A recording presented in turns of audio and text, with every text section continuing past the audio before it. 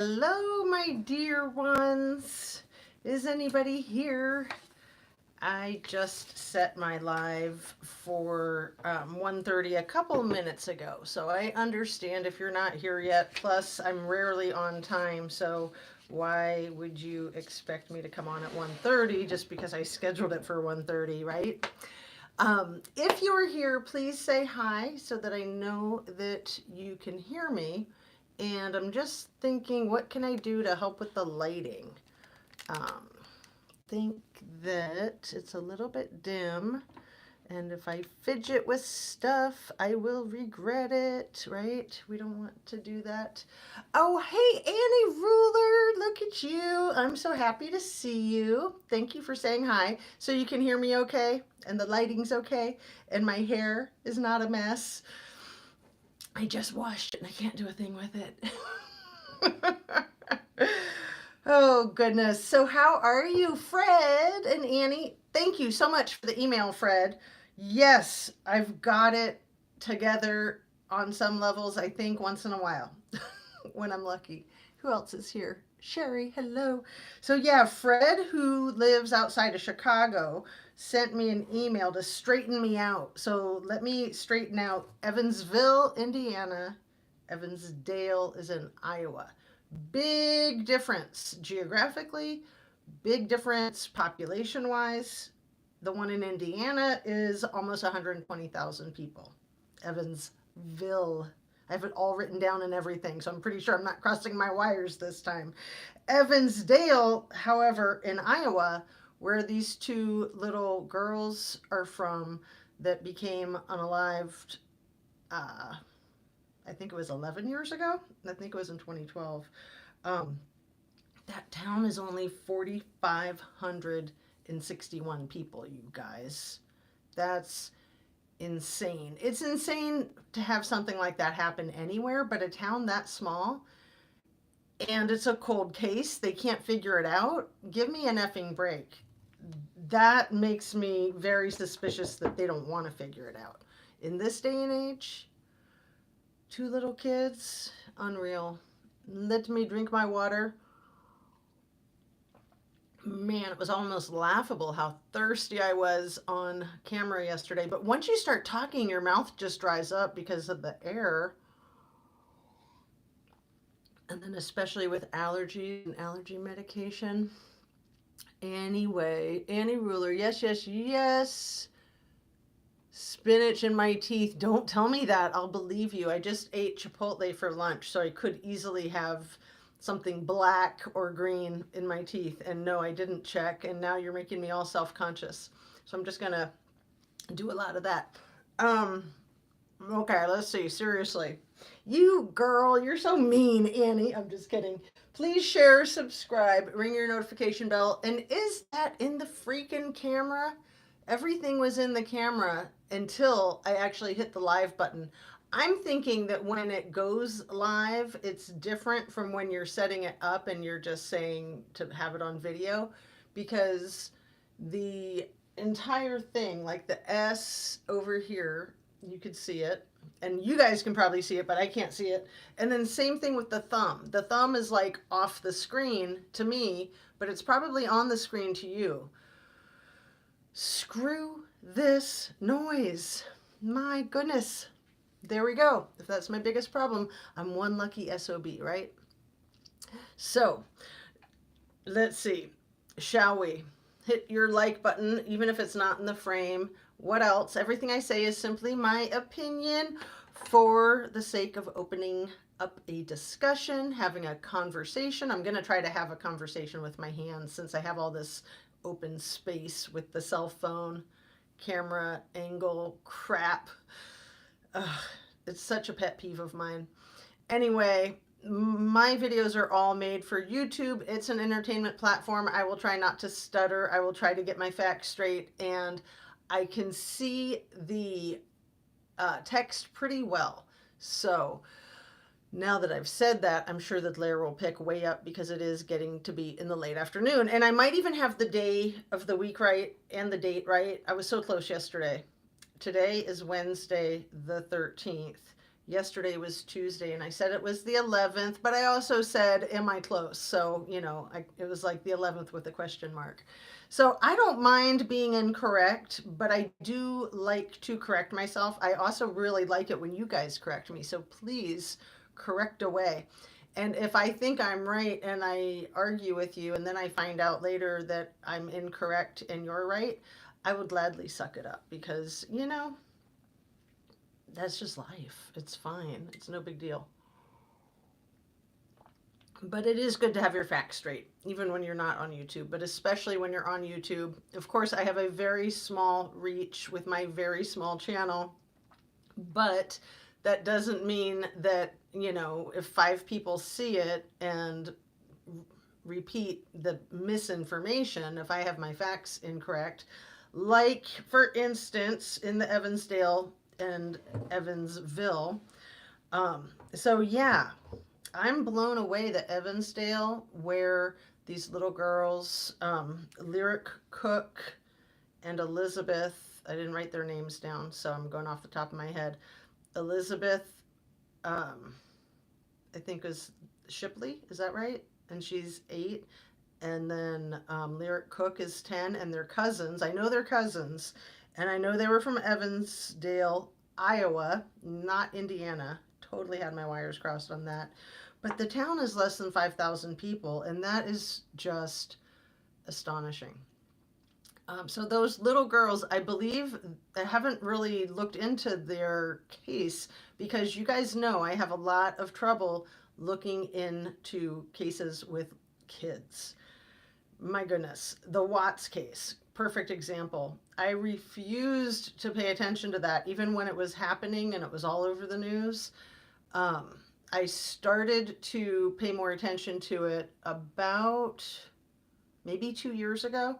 And then I kind of got into a case study of it with some of the channels that really focus on it still, like Armchair Detective, Kelly with Watts the Obsession. Right now, I think Real Justice is working on some stuff. Paula Plunder, of course. I know everybody under the sun has covered the Watts case at one point in time or another. And then Amber Truthseeker, ATS. You guys are probably familiar with her channel. And Alex Erickson, that's another good one. There's so many good ones. Lost Souls, True Crime, and Chat, another favorite. But Amber Truthseeker is doing a series right now, and Real Justice is getting ready to do a series. And I think it's brilliant. Even though the case is closed, even though it's solved, there's a lot of information that does not fit. And until it does, I think the case should be reopened. And there are a lot of people fighting for that. Let's see. I love when someone is willing to admit they were wrong. Gets them lower on narcissistic scale. I'm all about the Chris Watts. All right, that's right. I forgot. I'm originally from Watts Island. Yeah, so I kind of landed on Watts Island before I ever got started with my YouTube channel. Many of you know I started my debut on YouTube as a guest, an expert witness. No, I'm just kidding. A guest on Watts the Obsession. And she did do a lot of talking me up and how I was all great and I knew so much and blah, blah, blah, blah, blah, which was really sweet. And I had a great time. I think that the viewers enjoyed it. I broke the ice with being on camera, but most importantly, studying the freaking case of a pregnant mother of 2 toddlers. It's so disgusting. So I've been paying attention to Real Justice, and I'm ready for them to drop their premiere. They did like a little preview of a premiere, and I thought it was going to actually be the premiere, but it wasn't. It was just like 4 minutes. Maybe I'll put a link to that in the description. But then I found Amber Truthseeker has been doing the same. So I think she's doing at least a 5-part series. I'm not sure if she's dropped the 5th one yet or not, but she's really good, and she's going into it in great detail. Ara, I'm sure, knows it extremely well. You know, Kelly, whose channel is named after the case, of course, she's the bomb, especially when it comes to the Watts case. Um, but man, it's so hard to think about people doing these things to anyone, but little children or a pregnant mother. So disgusting, so despicable. So I do want to look into this case with these two little girls in Evansdale, Iowa. Um, I do want to look into it because I think that there needs to be light shined in on the darkness. Why is it not resolved? Why is it not solved? Anyway, let me drink a little water. I've got a lot to cover. And I don't want to get behind with you guys. 100%. The mistress knew what was happening when CW was moving the bodies. I think she was there. I think she was directly involved, my opinion. Absolutely. Um, yes. Girlfriend seems to be in camera. Some people think that that's her on the camera. I don't know. It's so hard when you have these blurry images. It seems like it could be. There's also, I think, real legit is a lot of suspicion about activity on the stairs going down to the garage that shows up on the Vivint data, the electronic data, and it's always good to go with that, right? Um, and Chris Watts had said before he confessed that he didn't work out that morning. And he said it very definitively because we all know he was obsessed with his bod, right? And so was NK. But then when Tammy and the other guy went and interviewed him in Wisconsin, he said, I don't think I worked out that morning when they brought up the activity on the Vivint and the stairs. So, he really did kind of mumble and trail off like that. Oh, I don't think I worked out that morning. I don't know. So I think that the activity on the stairs, that was probably other people.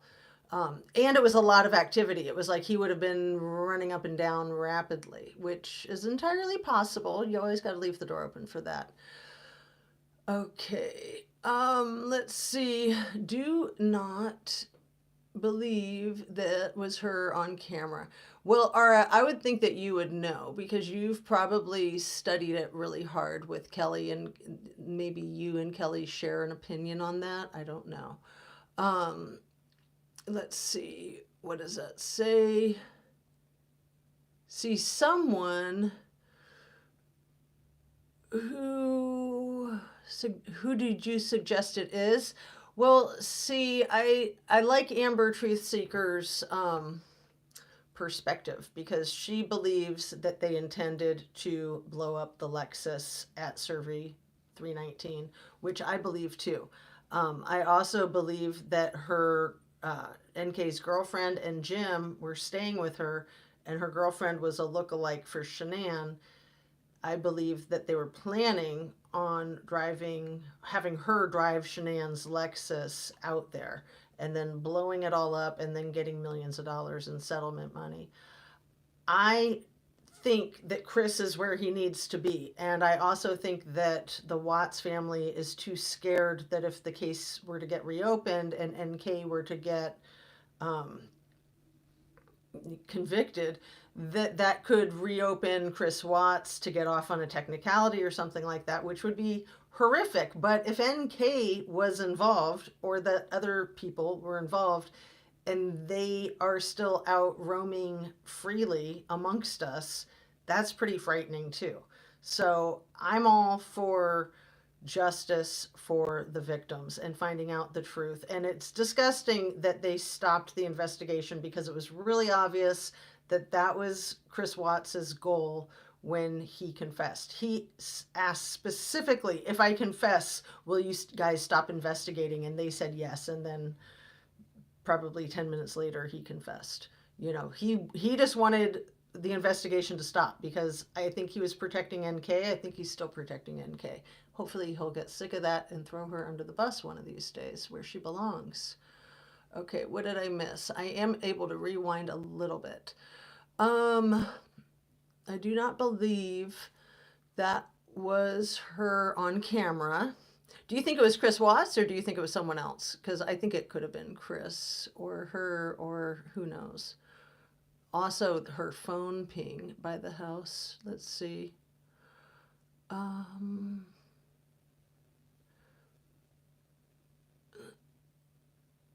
where are we?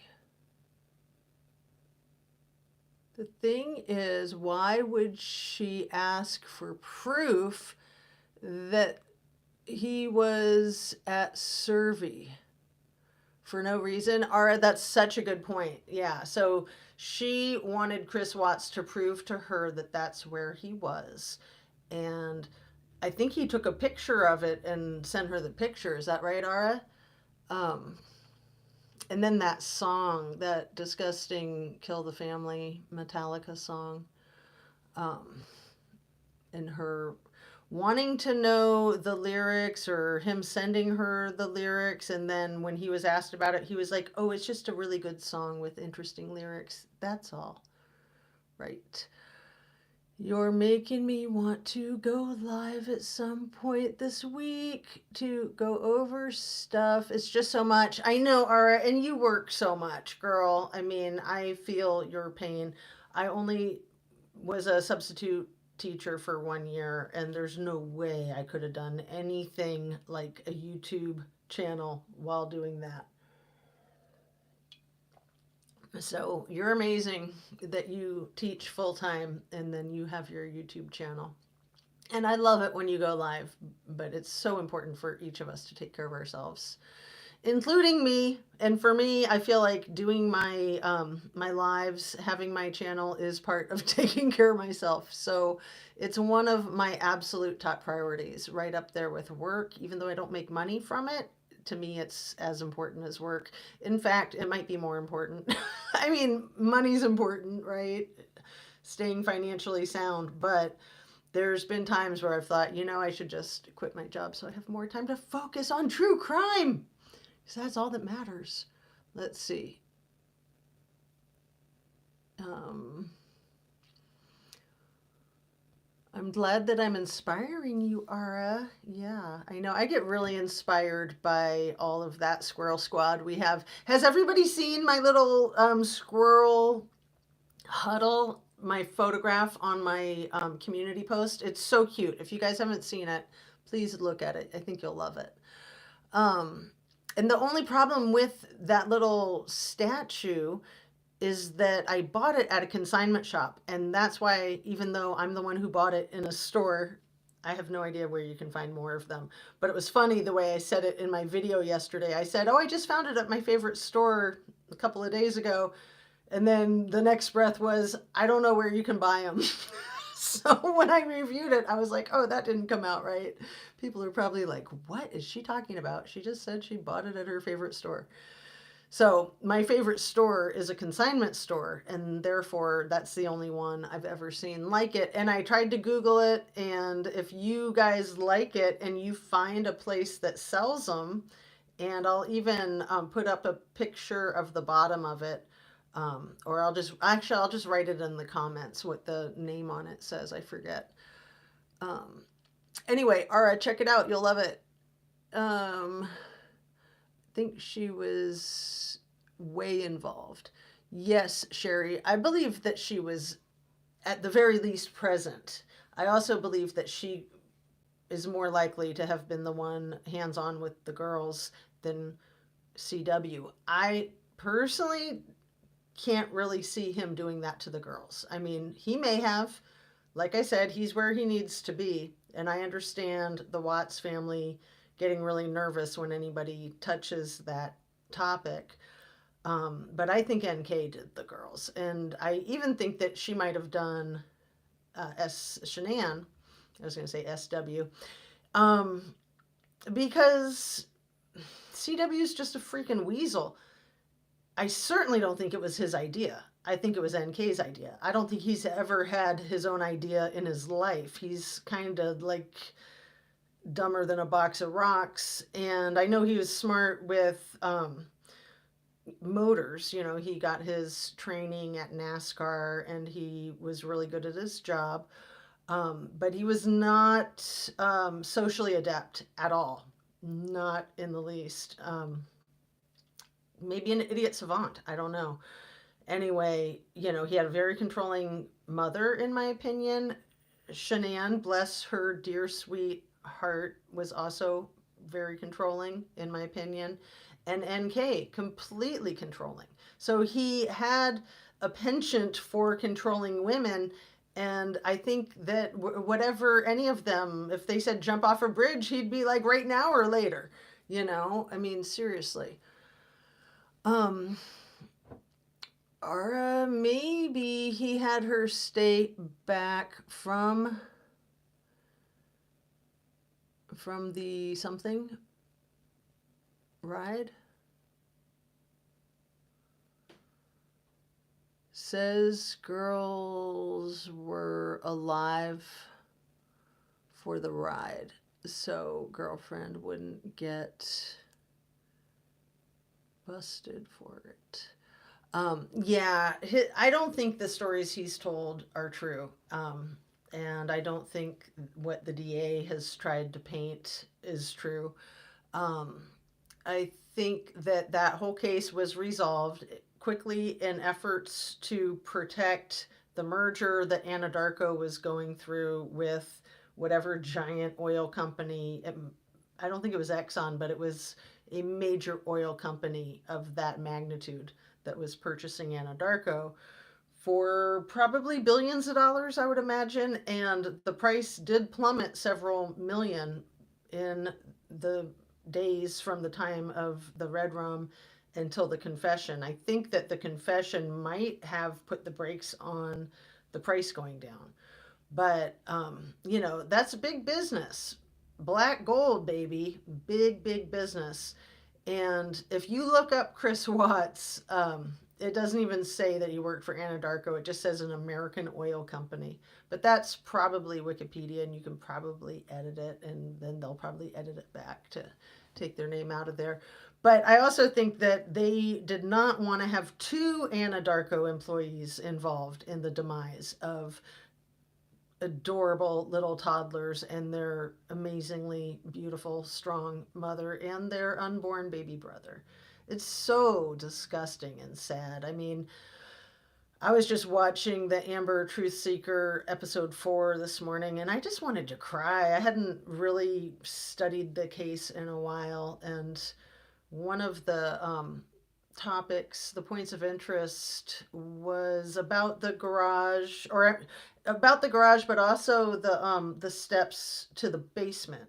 But um, again, I think it's in the electronic data that the garage was open when Chris Watts left for work, and it stayed open after he had been gone. At some point, it closed. It was closed by the time Nicole Atkinson got there, but that sounded to me like NK used that as her exit, right? And then what was it that he was getting out of the passenger seat? It looked like it was maybe under the rug or in the glove compartment. And maybe that was a key that NK used to lock that door and then stashed. I don't know. That's just a guess that I just kind of pulled out of thin air right now as I was speaking. Because I always wondered if it might have been the wedding ring. Anyway, I don't want to miss too much of what you guys are saying. I'm so excited that I can stay involved with your dialogue here. Um, let's see. 21 viewers and only one like, so you guys know like. Smash that like button, y'all. Yes, please. Again, even if it's not in the frame, I can only see like the knuckles of it, but I'm gonna guess that you can probably see it. It doesn't matter. If I fidget with stuff, it'll all fall down, and we don't want that. We want to stay focused. Um, so again, with this case, with the Watts, why is everybody named Nick? It's sort of like how everybody in Idaho is named Jack, right? It's so bizarre. And what did they name all the boys in Truckee? They're all Nate, every single one of them. Not really. I'm joking. Okay, and I have two glasses of water because I came prepared. Let's see. So some of the commonalities between the Kylie Rodney case and the Idaho 4 case, let's just jump right into Kylie and Idaho. I've done many videos talking about the parallels and the common denominators, but I just wanted to run over a couple of them right now. Real basic, that there was a fight club type of fight allegedly in Kylie's case. We know that was with somebody who may or may not be Sammy Iammy. And in the Idaho 4 case, we know that allegedly Ethan was in a fight at Sigma Chi earlier that same night. And we know that Dylan and Xana allegedly were in a fight at a Halloween party that I think was on Halloween night. It might have been a different night, I'm not sure, but it was roughly 2 weeks prior. So I wanted to talk about, the things like the fights, the timeline being all jumbled, the party story, we were at a party, they were at a party, and then we have no idea. I also want to talk more about the ex boyfriends. So with Kylie, we know we have Jägermeister, who I'm serious, it wasn't until yesterday that I thought, he might have had a good point when he said AWP were just a bunch of clout chasers. I never have agreed with him on that until yesterday, and only because of the way Nick Wren and Devin have been handling themselves with these ridiculous, in my opinion, interviews that really aren't interviews about Kylie. They're simply sales platforms for their new diving company, in my opinion. And I just think that's really gross. I think they need to reconsider. In my opinion, they would be wise to apologize for it, to cop to it, and to just keep moving forward. But who am I, right? Just my honest opinion. I'm just being frank, not trying to be harsh. Um, but in the Idaho 4 case, we have the ex boyfriend with Kaylee, of course, one of the 10,000 jacks there in Moscow. And then I've always wondered, it's Saturday night. Let me just be blunt. College kids like to get laid on Saturday night. Am I right? I mean, that's just my opinion. We'll just leave it right there. I know I'm right, in my opinion. So, where were the boyfriends? Where was Maddie's boyfriend that she was currently still in love with? Where was Dylan's boyfriend, who says he's never been to Moscow, but it seems like his car might have been there that night? And what about Bethany? I mean, she's a little hottie too. Was she dating somebody? Most college kids are going to be hooking up on Saturday night, in my experience, whether they're single or in a relationship. So I find it really bizarre that this house full of extremely hot college girls, only one of them is with her boyfriend. That doesn't make sense to me. So I want to know where Maddie's boyfriend was and, what his alibi is. I'm not pointing a finger at him at all. Please don't get me wrong. I just want to know. And I'm surprised that that information hasn't been out in the front. I've never even heard what his story was. I can't even think of his name right now. It's not Jack, but it's similar, right? Um, And then Bethany, we've never really known a boyfriend until more recently with this engagement announcement. And then there were the rumors that maybe she was the one, possibly, that knew the criminal defendant. Um, Personally, I'm not convinced that any of them knew him or that he knew any of them. And then Dylan Mortensen. So the boyfriends to me are of major interest. Let's see. Are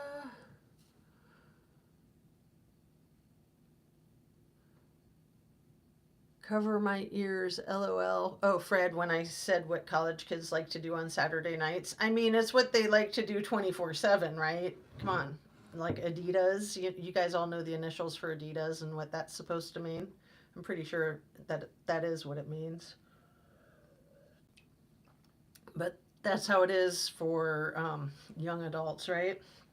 The all day I dream about gardening and quilting, right? And making YouTube videos. So, have you guys seen the latest Harsh? I will put a link to it in the description here. He had a short conversation with Steve G. And Steve G told him something that doesn't surprise me at all. Basically, that um, the witnesses that are not witnesses that lived in the house that were unscathed physically, that they are protected and that they're well funded and that they don't want to have anything to do with this case. Yeah, okay. Who would want to have anything to do with this case? Give me a break. That's not an option when you were there. You have something to do with it. Whether you are actually innocent of any wrongdoing or not, you have something to do with it. And to say that they don't want to have anything to do with it is just like the most asinine thing in the world. Who in their right mind would want anything to do with a situation like this? Like, unbelievable.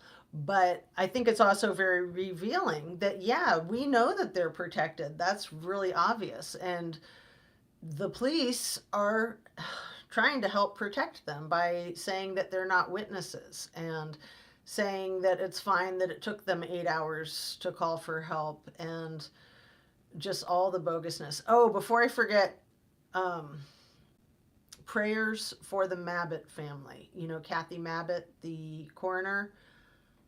Apparently, her son passed away yesterday. I saw a Bubbly Waters video, and I'll put the link to that in the description too. And apparently, she already has a daughter who's not with us anymore. So, very, very sad. So, yeah, December 12th of 2023, her son seems like he passed in his sleep. Bubbly Waters read the obituary. Extremely sad. So prayers for them. Um, let's see. I dream about something MPD.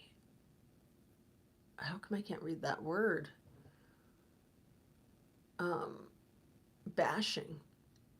It was a mental block. I dream about bashing Moscow Police Department. Well, I really believe that they deserve bashing. You know, I'm not actually one to bash first responders, believe it or not. I know I sound like I am very judgmental of many first responders on my YouTube channel. That's because we're only looking at the cases where oftentimes their actions are questionable. And when you've got questionable actions, you need to have investigations into the officers whose actions are questionable or the command staff whose actions are questionable. They need to be investigated. And when they're not being investigated, like for instance, Blaker and Payne are not under investigation that I know of for taking 4 hours to arrive to this crime scene. That's insane. But again, more so than them being under investigation for that it's my opinion that their direct supervisor should maybe be under investigation for that. So that might be Roger Lanier, who's the captain. And, we all know that Brett Payne, the lead detective, is a corporal. We all know that Blaker is a sergeant. So he had, um, you know, he was kind of maybe he outranked the lead detective, but I'm pretty sure they showed up in the same car. If they didn't show up in the same car, they showed up at the same time, 4 hours into this case. That's insane. That's absolutely crazy. And then, maybe it's the guy in charge, the head honcho, who needs to be investigated for allowing 4 hours to go by before a lead detective got there. It makes no sense. It's an emergency. Like, yes, these people are already deceased, but if you don't know who did it, and we're what, a year and a month out, and we don't have a freaking weapon that it was done with, that's crazy. That's insane, you guys. For them to think that they can solve the case without that is pretty presumptuous, in my opinion, and that would make sense why they threw a knife sheath onto the bed if it was planted, and I think it was. Um, let's see. The thing is, there were cases before Red Rums that demonstrate MPD are misconducting themselves. Yes, thank you for the comment, Mr. I can't read your last name. Does it start with an S? It's so hard to see with the blurriness. And I did clean my glasses very well. I can clean them a little bit more because sometimes that actually helps. Like maybe just my eyelashes are touching the lens and making it a little bit blurry. And it's just so hard with the glare. So let's see if I can see who you are. No, I can't. Is it Mr. Centennial? Yeah, I haven't seen you in a while. Welcome. Totally agree. So yeah, the big thing is the Giglio Brady investigation is trying to remember which officer is under investigation for that. Basically, I believe that it's because during the COVID mask wearing, they had a Stickergate situation. If you guys are familiar with the Stickergate, where the people from Wilson's church were putting up stickers in downtown Moscow, the police interacted with them. It was unpleasant. And I think that the boys were arrested, maybe like a grandson of Doug Wilson, the guy who runs the church there. And it seems like, yeah, that church runs the town. But essentially, the defense was demanding the body cam footage. Moscow PD said they didn't have it when they did. So that is extremely unprofessional, to say the least. I mean, that's illegal to lie. We have the Sunshine Law, we have the Freedom of Information Act. When those things are requested, especially by a defense attorney, which I think was who requested it, but it doesn't matter if it was someone in the public, a layperson or not, it must be presented. And often it's not. And in my opinion, often the response will be, oh, well, it was malfunctioning that day, or it got recorded over, or something. If they don't want to hand it over, they'll come up with a reason not to.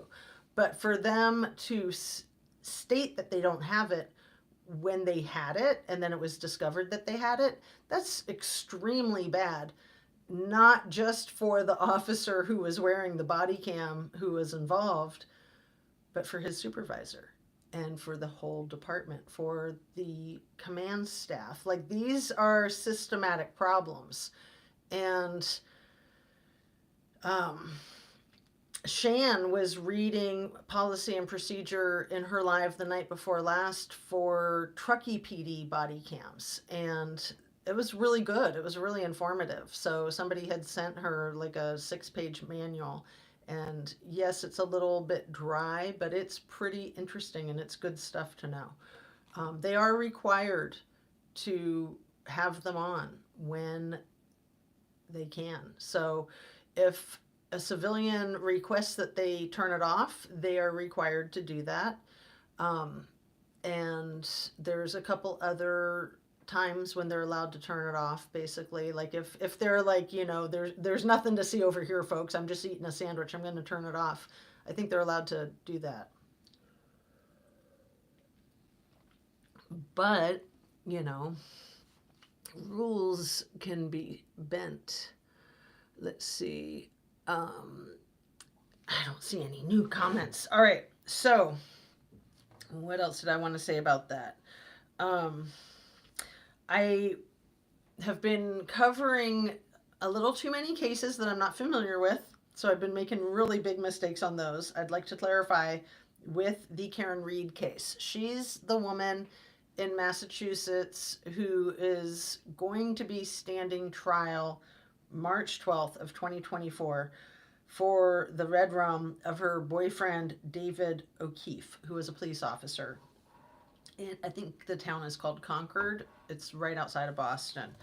And I was under the impression that the trial was already underway. I'm going to bet they had like a hearing last week or something like that. Anyway, I misspoke and said that the trial was underway. And so I looked it up and found out that it's scheduled for March 12th of 2024.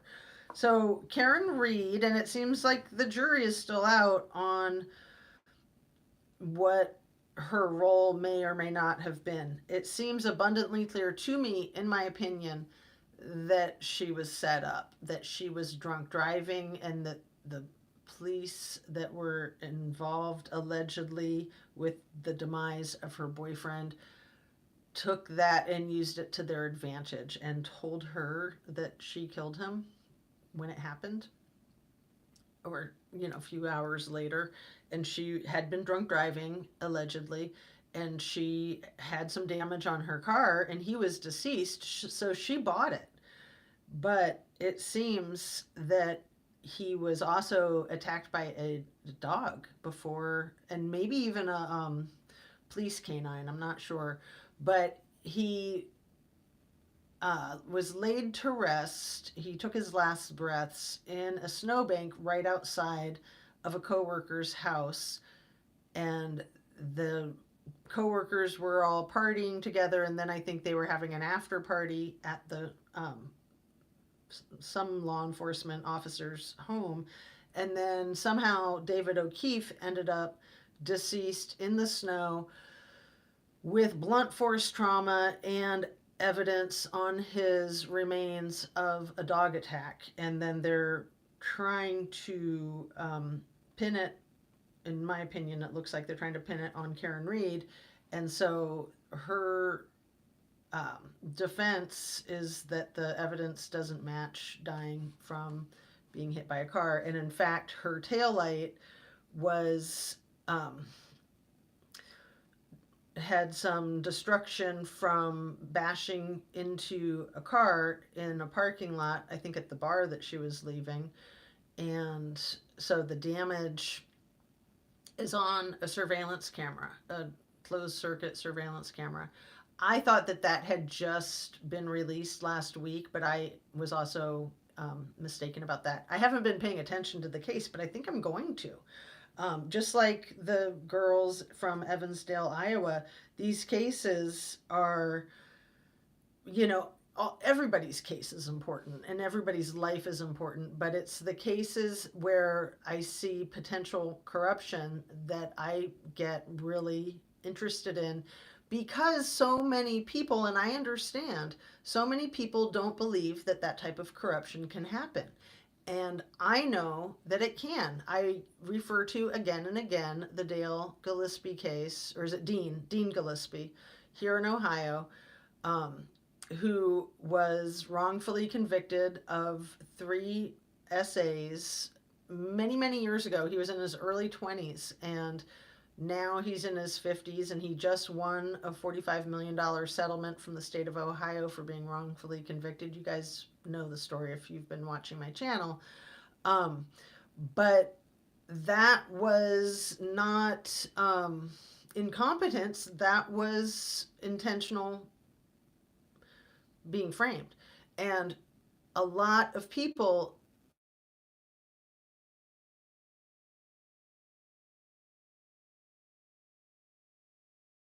sorry, my phone was ringing. It was a scam artist, my smartphone told me. I didn't care who it was. I'm like, quit interrupting my live stream. There's got to be a way you can not allow that to happen. But, I'm just lucky to be able to do the things that I do on my phone. Okay, Saturday hookups. I thought they were home making creme brulee.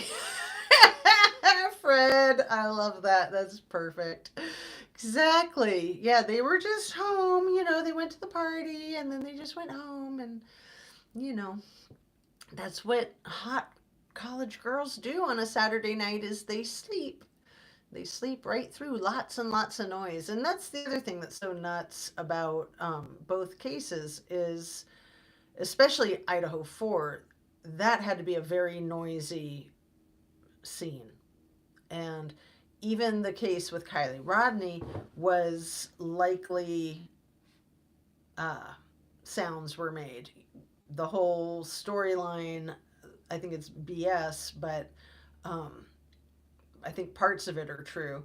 When the roads were blocked off, the roads in and out of the sanctuary, and the boys were jumping up on the cars and they had their wiffle ball baseball bats and their shirts off and they were being, the Lord of the Flies kids.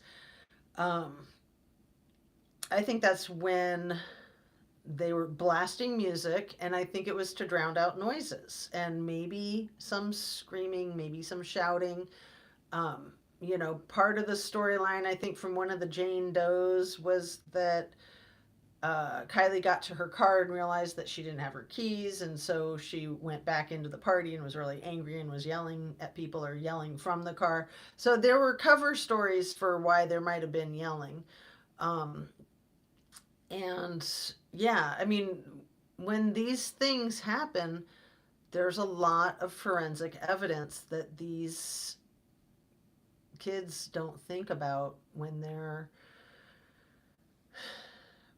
allegedly, possibly committing these crimes. So, with Kylie Rodney, it seems like it was very likely the people that she was hanging out with that had something to do with it.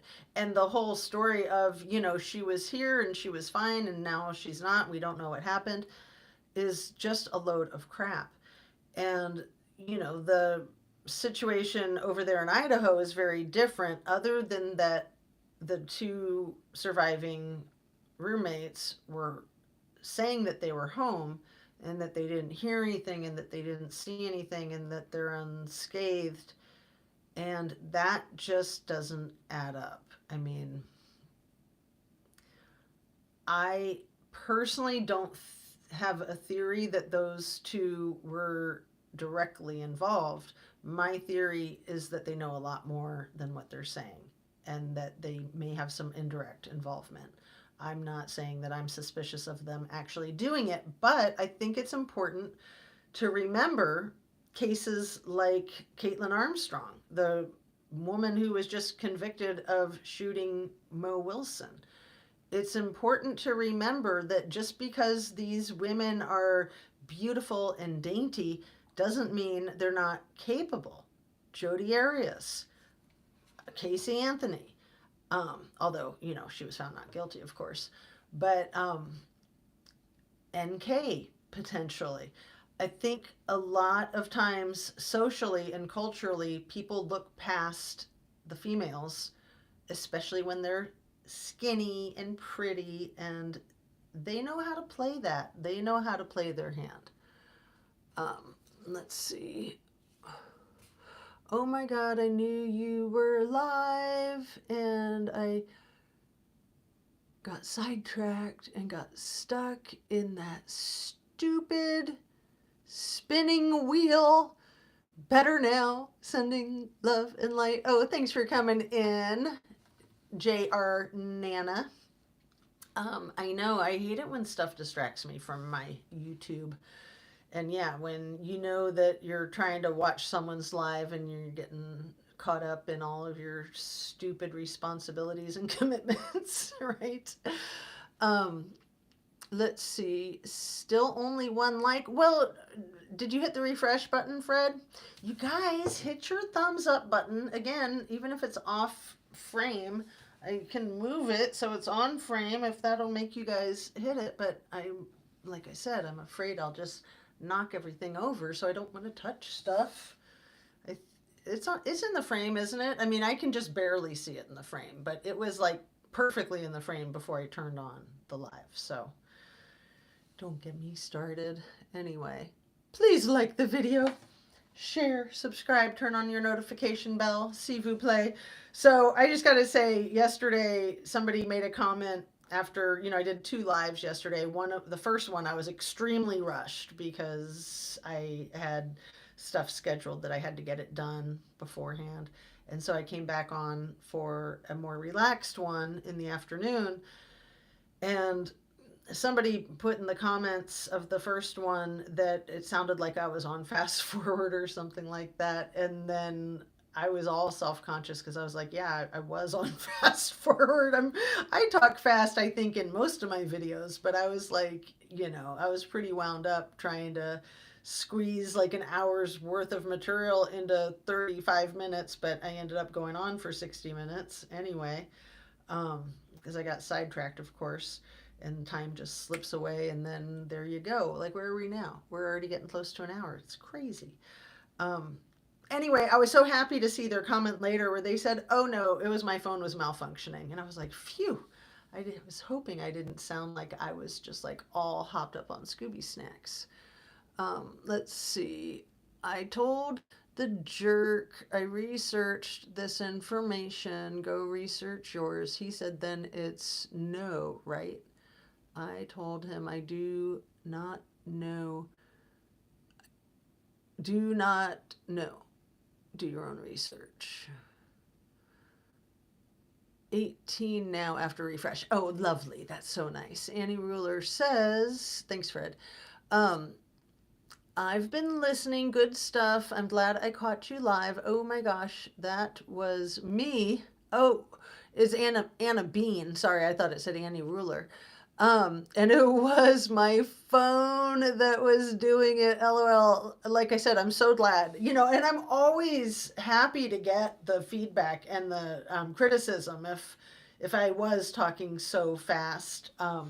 Because I don't want to be like that. I want people to watch my videos and feel good, not feel like when they're watching it. So, I try to be relaxed, but yeah, when I'm on a time constraint, I probably shouldn't even come on live, but I want to, so I might.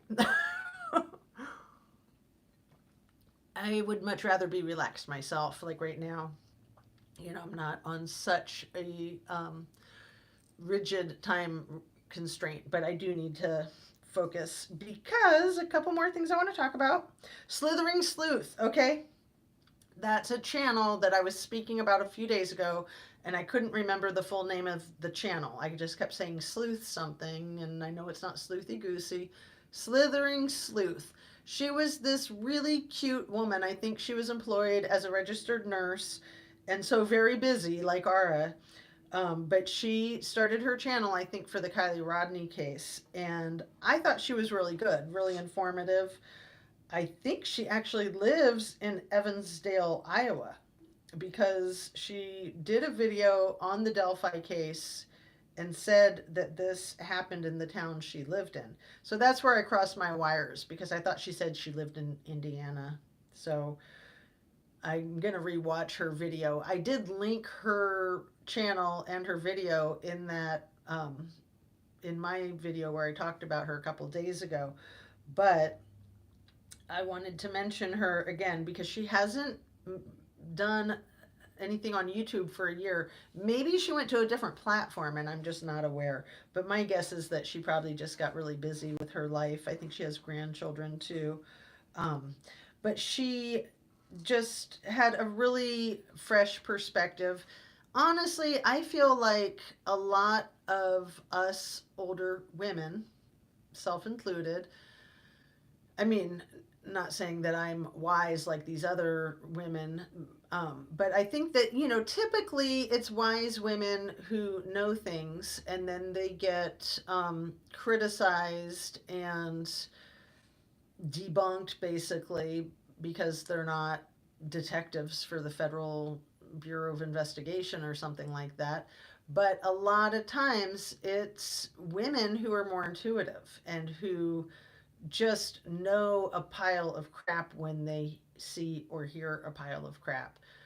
I feel like a lot of times women are more in tune with these things and just more willing to take that risk of being incorrect.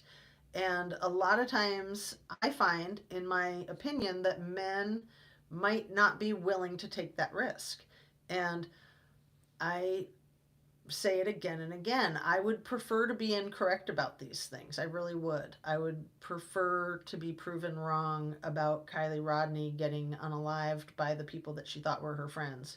I would prefer to be incorrect thinking that a university and its billionaire president and its Greek system and its law enforcement are involved in like the most heinous, disgusting crime of the century. I would really like for that to not be true. So please, if you can prove to me that those things aren't true, please do.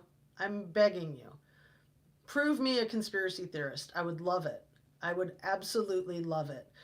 Again, with Maui, it's really hard to think that there's any people or entities that would intentionally burn people out of their homes and property. But that happens in war all the time. That's nothing new. It just doesn't happen in Maui all the time. It doesn't happen in the United States of America anymore. It did back when the land was being settled, you guys. Like, that's how it's done. You burn people out, you burn them alive.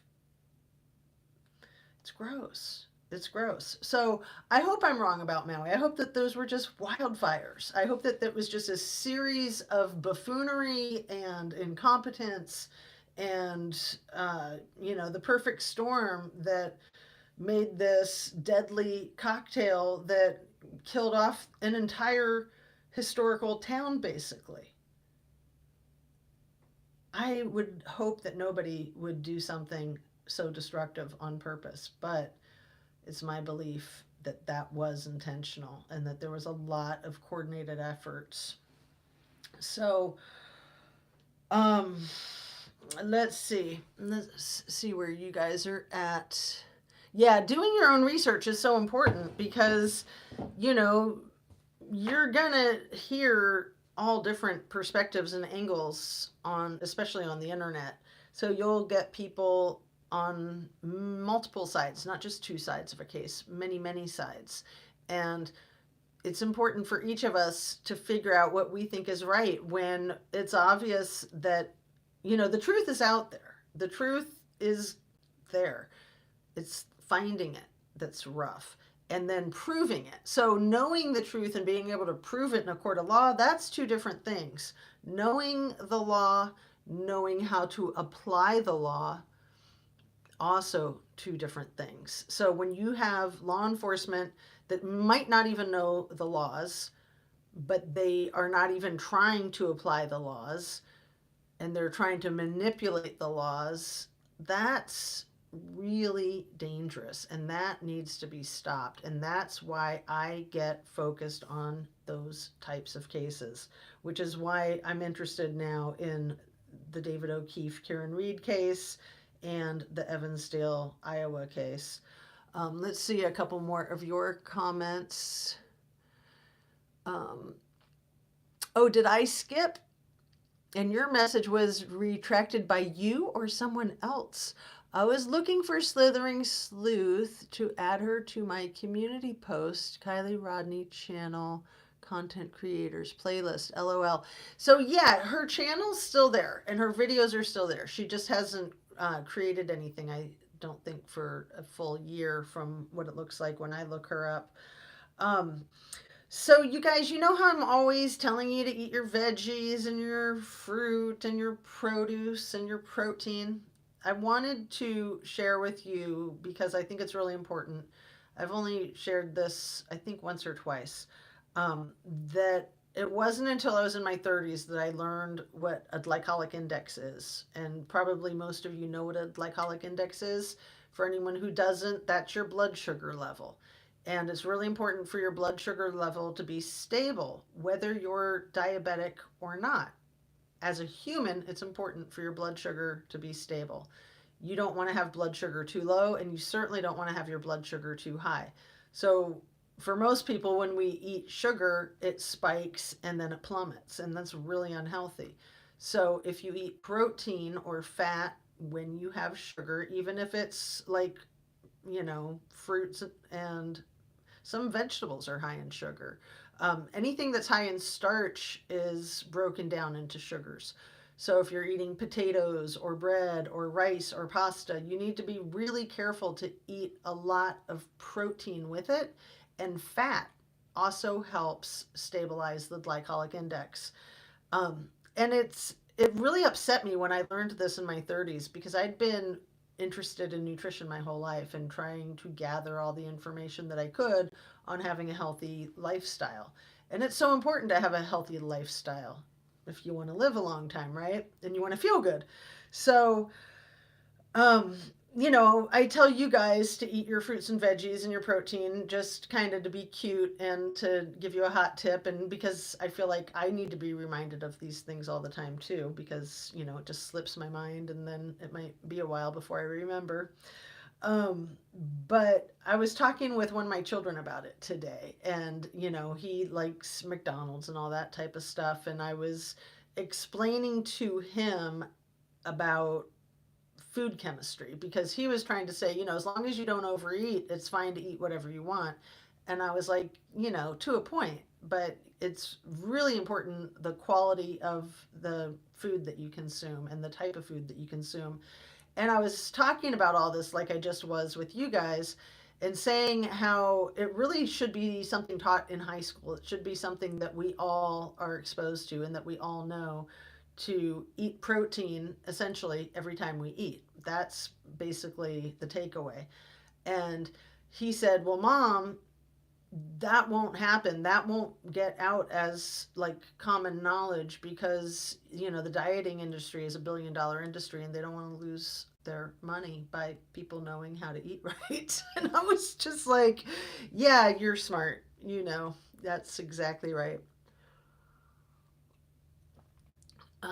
There are a lot of companies that are multi-billion-dollar empires built on people losing weight and gaining it back and losing it again and gaining it back. And it's just so important to maintaining your weight is also really important. Like not fluctuating, just whatever you weigh, just weighing that all the time. That is a very good barometer to know how stable you are in your life. Like, even if you're getting healthy and you're losing weight and you needed to lose weight, it's still a lot of stress on your body physiologically, and it can be a lot of stress psychologically when your body's changing and it changes how people react to you, how people respond to you. So, stability is so important just to maintain consistency. Anyway, where'd that soapbox come from? I'm sitting on it. Here we are. Um, just popped in to say hi. Poise the noise. All right. Well, thank you for coming in to say hi. I was just about to wrap up, and I was doing my little soapbox skit. And getting ready to sign off. I was arguing. Lady kept saying our boy Drip Drop was wrong. It's against the law to buy a house more than appraised value because you can't get insurance banks won't loan. You know, J.R. Nana, I agree with you, and I think this woman is completely in left field. And yeah, I agree with Drip Drop. I thought that that was a good video and a good point. And yeah, you might not be able to insure it, but that's still, if you want someone's house and they don't want to sell it and you offer them like 10 times the value, then yeah, you're not going to be able to insure all of that investment. But if you really want the house, I mean, people do that, to buy back their childhood home or what have you. It's not unheard of. So you don't need a bank or insurance if you're wealthy. J.R. Nana, you are correct. And yeah, Drip Drop, I think he not only does his homework, he's got like a whole team of people who do research for him. So, he's not going to be talking out of his rear, and he knows what he's talking about. The whole thing with Queen Road versus King Road, I've personally done my own research, and everything that I see is that that house address is 1122 King Road. But you do have to drive onto Queen Road to get to it, and it is right next to the Queen Road apartments. So just because my research leads me to the conclusion that I have, that doesn't mean that I'm right. And I've been open minded about Drip Drop's discovery that it's actually Queen Road, and he's got good information to base that opinion on, especially, I think, the body cam footage where the police officer calls it Queen Road and Maddie um, doesn't correct the officer and basically agrees that it's Queen Road. Um, my guess is that the two just get confused all the time, and it's really neither here nor there. But ever since he brought it up, I've pretty much been saying King or Queen Road because it's really potatoes, potatoes, tomatoes, tomatoes. It doesn't really make a difference to me from my perspective and the things that I'm talking about.